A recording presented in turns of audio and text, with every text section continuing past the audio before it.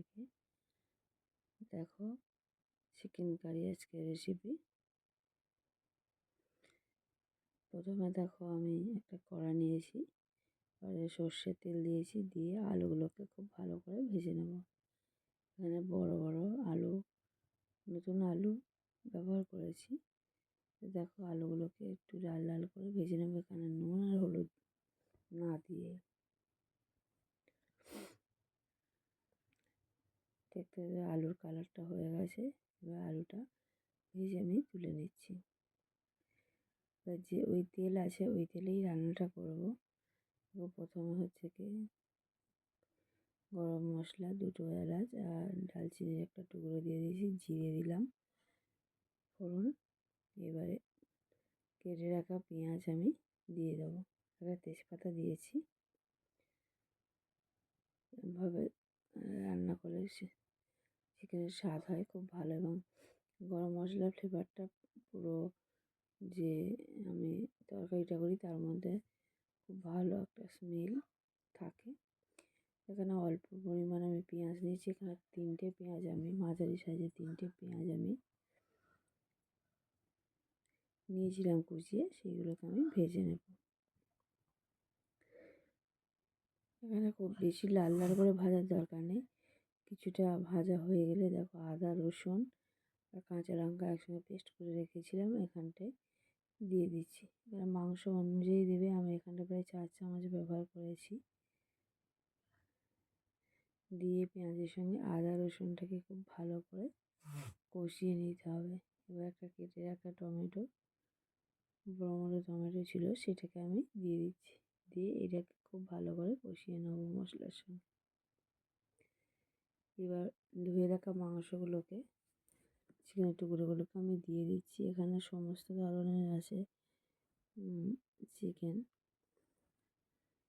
পাওয়া আছে, তারপরে যে থাইয়ের মাংস, এগুলো সবই আছে। দিয়ে আমি খুব ভালো করে এই মাংসগুলোকে এই আদা রসুনের যে মশলাটা তার সঙ্গে ভালো করে কষিয়ে নেব। এখন হলুদ লঙ্কা দেবো না, আগে কষানো হয়ে গেলে তারপরে এই মশলাগুলোকে দেবো।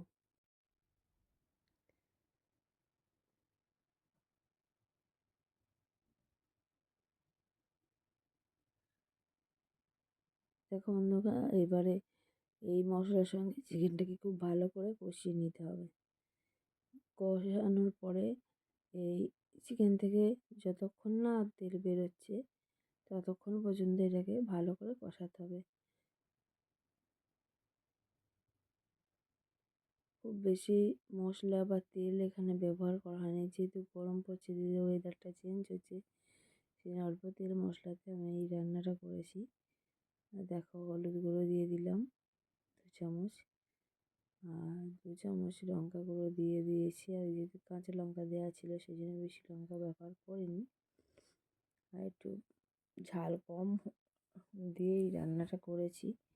ধনে গুঁড়ো দিয়ে দিলাম, জিরে গুঁড়ো দেবো না, যেহেতু ফোড়নে জিরে দেওয়া ছিল, এক্সট্রা জিরে গুঁড়ো দেওয়ার কোনো প্রয়োজন নেই। দেওয়া হয়ে গেলে এটাকে খুব ভালো করে কষিয়ে নেবো আবার, যতক্ষণ না চিকেনের সঙ্গে মশলাগুলো খুব ভালো করে মিশে আছে এবং চিকেন থেকে তেল ছাড়ছে ততক্ষণ পর্যন্ত এটাকে কষাতে হবে।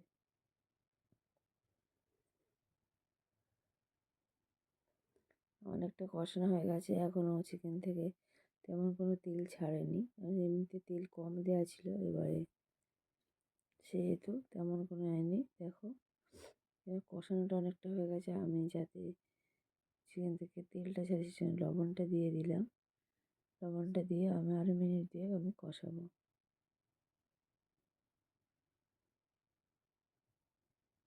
দেখো কষানোর পরে দেখো চিকেন থেকে আমার তেলটা ছেড়ে দিয়েছে অনেকটাই।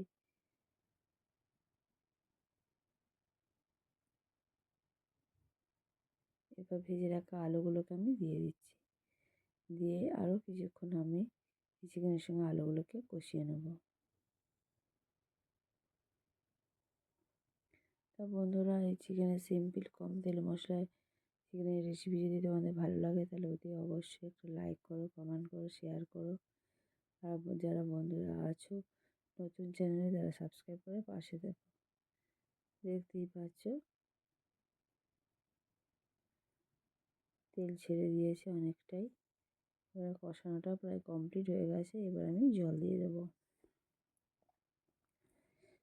তোমরা যে যেমন গ্রেভি রাখতে চাও তেমন জল দেবে। দেখো এখানটা আমরা খুব বেশি জল দিইনি,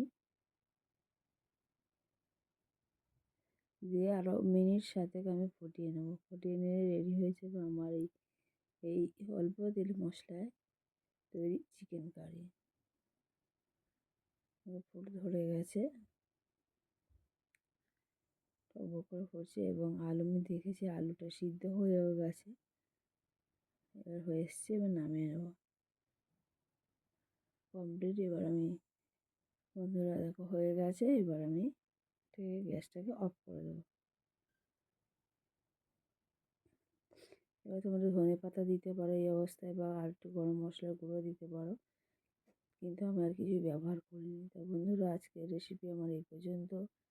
আবার নতুন রেসিপি নিয়ে তোমাদের সামনে চলে আসবে। ততক্ষণ তোমরা ভালো থেকো, সুস্থ থেকো, আর ভিডিওগুলো প্লিজ দেখো। দেখো হয়ে গেছে, অফ করে দিচ্ছি।